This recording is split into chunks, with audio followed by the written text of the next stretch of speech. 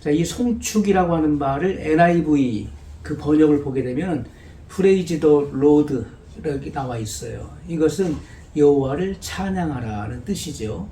그리고 킹 제임스 버전에 찾아보니까 Bless the Lord라고 나와 있어요. 이것은 여호와를 축복하라는 의미인데 사람이 하나님을 축복할 수 없는 것이잖아요.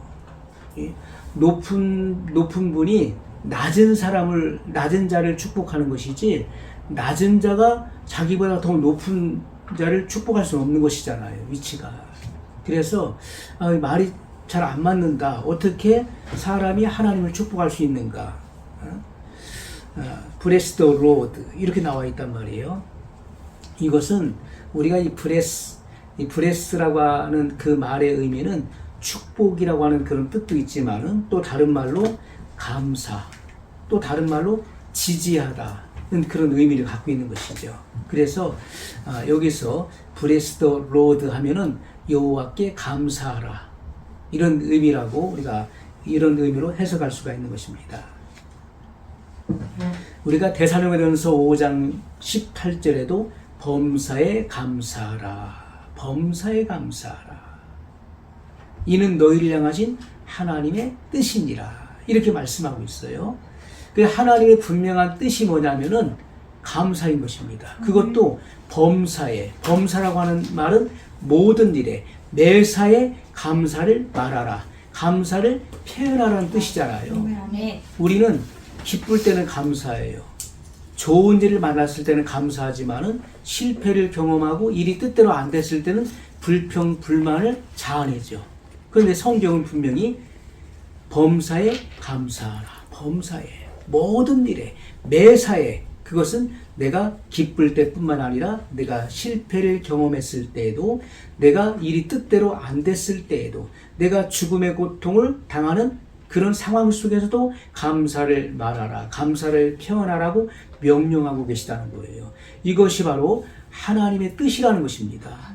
그러면 우리가 이 감사라고 하는 것은 우리의 믿음과 아주 깊은 연관성을 가지고 있고 우리의 신앙과 연관성을 갖고 있죠. 또한 더 나아가서 우리의 구원과도 깊은 연관성을 가지고 있다는 사실을 우리가 알 수가 있는 것입니다. 감사는 선택사항이 아니라는 거예요. 내가 하고 싶으면 하고 하기 싫으면 하지 않는 이러한 선택사항이 아니라는 것입니다. 우리가 감사는 필수적인 조건이고 필수 요건입니다. 필수라는 거예요. 모든 일에 감사를 표명하라. 이렇게 말씀하고 있어요. 왜냐하면 감사는 분명한 하나님의 뜻으로 나타나 있는 것입니다. 이것은 곧 생명의 원칙이기도 한 것입니다.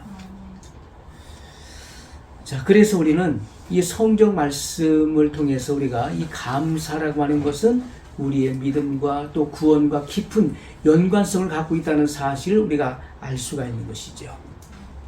오늘 본문 1절을 다시 보면 내가 여호와를 항상 송축함이요 그를 송축함이 내 입에 계속하리로다. 내 입에 계속하리로다. 이 말씀에 우리는 주안점을 둬야 돼요.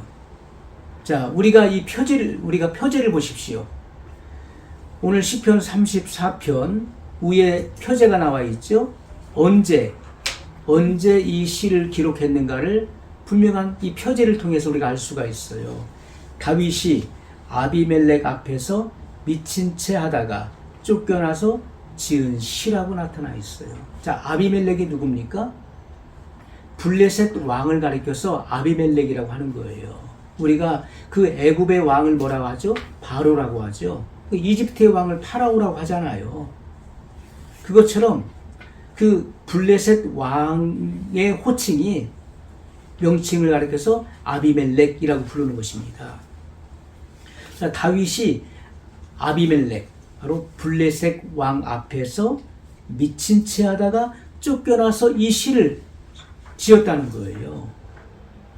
그러면서 첫 마디가 뭡니까? 내가 여호와를 항상 송축하며, 항상 송축한다. 항상 모든 일에, 매사에 그가 잘 나갔을 때뿐만 아니라 고통스러운 그런 순간에도 그의 마음으로부터 항상 하나님을 송축했다는 거예요. 아멘.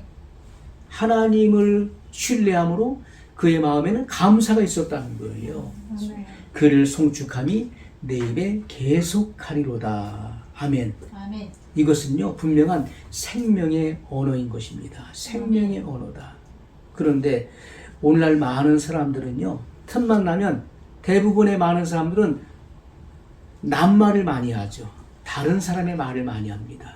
그런데 긍정과 좋은 말보다는 부정적인 말, 좋지 않은 말들을 많이 하게 되죠.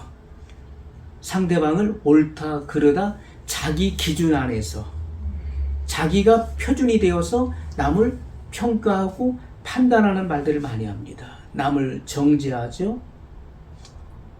그래서 우리는 사람이 말을 하지 않고 가만히 있어 보십시오. 사람이 입을 열지 않고 침묵을 지키면 그 사람이 어떠한 사람인가를 전혀 알 길이 없는 거예요. 저 사람이 어떤 위인인지를 어떻게 평가하겠습니까? 말을 하지 않고 있는데, 사람은 마음에 가득한 것을 입으로 말함이라고 말씀했잖아요. 그것이 예수님의 말씀이에요. 그 마음에 가득한 것이 입을 여는 순간에 그것이 언어로서 표현되는 것입니다. 그래서 이 마음의 언어가 입술로 고백되어지는 거예요. 사람이 말을 하는 순간부터 그 사람의 됨됨이, 그 사람이 어떤 위인인가를 우리가 알 수가 있는 것이고, 그 사람의 마음속에 담고 있는 것이 무엇인가를 우리가 확인할 수 있는 것입니다. 말을 하지 않고 있는 이상 그 사람의 인격이 어떠한지, 그 사람의 됨됨이, 그 사람의 영적인 신앙적 수준을 전혀 알 길이 없어요. 하지만 말을 하는 그 순간부터 그 사람의 됨됨이, 그 사람의 수준을 우리가 알 수가 있는 것입니다. 그것을 가늠할 수가 있는 것이죠. 뿐만 아니라 말을 내뱉는 순간에 그 사람은 다른 사람들의 판단 아래 놓이게 되는 거예요. 아, 저 사람은 옳다, 저 사람은 그르다, 다른 사람의 판단 아래 놓이게 된다는 것입니다. 그래서 우리는 항상 이 말을 조심해야 되는 것이고, 이 언어가 정화되지 않으면 안 된다는 것이죠. 이 언어가 정화되지 않았다는 것은 마음의 세계가 변화되지 않았다는 것을 분명히 입증하는 거예요.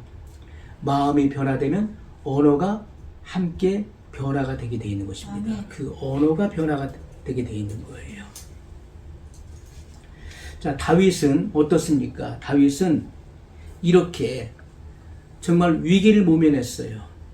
위기를 모면하고 이렇게 생명을 부지한 그런 상황에서, 긴박한 그런 상황을 겪고 나서 이 시를 썼다는 거예요.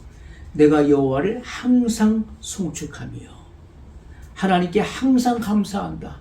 하나님을 항상 찬양한다는 거예요. 그를 송축함이 내 입에 계속하리로다. 쉬지 않고 그의 언어 속에는 늘 하나님께 감사하는 언어가 있었다는 거예요. 자, 그러면서 다윗이 아비멜렉 앞에서 미친 채 하다가 쫓겨나서 지은 시다. 다윗은 과거에 어떤 사람이었습니까? 다윗은 물맷돌로 블레셋 왕이었던 골리앗을 쳐서 죽인 이스라엘의 영웅이었습니다. 그때가 몇 살 때였나요? 다윗은 13세 나이에 사무엘로부터 기름 부음을 받았어요.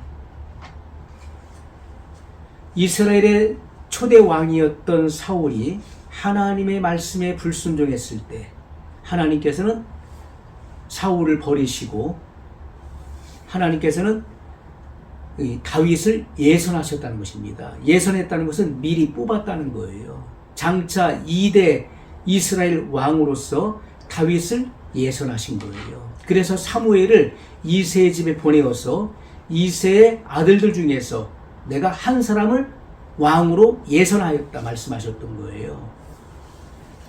근데 이새의 집에 8아들이 있었는데 그 중에 마지막 막내였던 다윗이 하나님 눈에 띄었던 것입니다.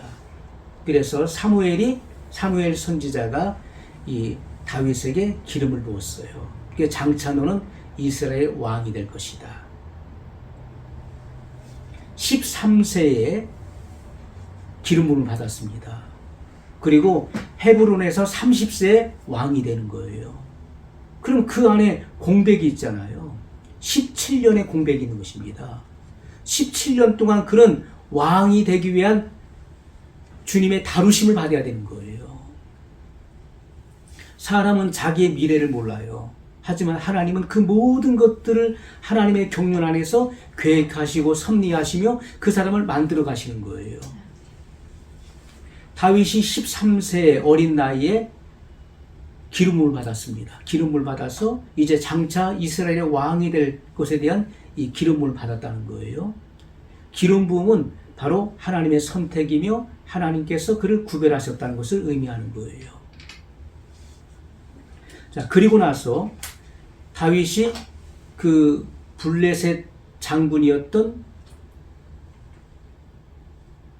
그 골리앗과 대결을 하게 되죠. 그래서 골리앗을 쳐서 죽인 그 나이가 15세에서 16세로 추정되는 것입니다. 그 소년의 그 나이에 그 골리앗을 죽였어요. 그래서 이스라엘의 영웅이 되어서 이스라엘 백성들이 다윗을 칭송하게 되었는데 그들이 노래를 지어서 이렇게 불렀습니다. 사울이 죽인 자는 천천히요, 다윗이 죽인 자는 만만히로다. 그때부터 사울은 다윗을 주시하게 됩니다. 내가 지금 이스라엘의 왕인데 나보다도 저 어린 다윗을 더 백성들이 칭송하는구나. 그래서 다윗을 시기하고 미워하게 된 것이죠. 자, 그러면서 이제 다윗은 그 사울왕의 시기와 그 질투 그리고 그 미움을 사서 도망치는 신세가 됩니다. 그리고 사울왕이 전쟁에서 죽었을 때 그가 자살을 하게 되죠.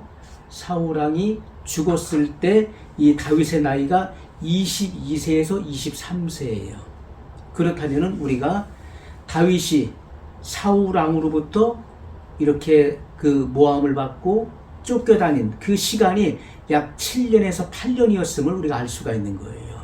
7, 8년의 그 세월을 그 사울왕의 그런 압박, 그런 탄압을 피해서 도망다니는 신세였던 것을 우리가 알게 됩니다. 그리고 이 사울 왕이 죽고 난 이후에 그 이스보셋은 사울 왕의 넷째 아들이었죠. 그가 그 이스라엘의 왕으로 통치합니다. 그것은 북이스라엘을 말하는 거예요. 북이스라엘. 그러면서 남쪽에서는 다윗을 칭송하게 되는 거예요. 그래서 이 북이스라엘과 남유다로 이 분열 왕국이 생기는 것이죠. 그래서 남쪽에서는 그 남쪽 헤브론에서 30세에 다윗이 왕으로 등극하게 된 것입니다. 우리는 이런 성경의 역사가 이러한 것들을 증거해주고 있는 거예요. 자, 그런데 오늘 본문의 말씀 속에서는 이렇게 다윗이 사울왕의 그 미움과 질투를 사서 도망을 치는 그런 신세가 되었는데, 자, 이렇게 핍박을 받으면서 7, 8년의 그런 세월을 유리하고 방황했어요. 그래서 그 이스라엘에서는 피할 곳이 없게 된 것입니다. 사울왕의 탄압이 얼마나 극심했는지 피할 곳이 없어서 결국은 타국으로 가는 거예요.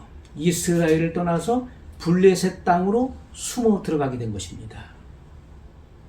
자, 이렇게 이 사울의 위협이라고 하는 동일한 원인 하에서, 동일한 원인에 의해서 계속적으로 도망치는 신사가 됐었던 이러한 다윗의 비참함을 성경은 우리에게 아주 상세하게 그려주고 있어요.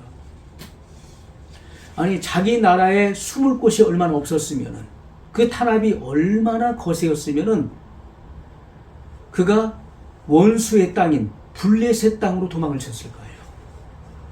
차라리 여기보다는 원수의 땅이 오히려 안전하겠다 판단되었기 때문에 블레셋 땅으로 간 것입니다. 이렇게 다윗의 그 절박함을 성경이 우리에게 묘사하고 있는 거예요.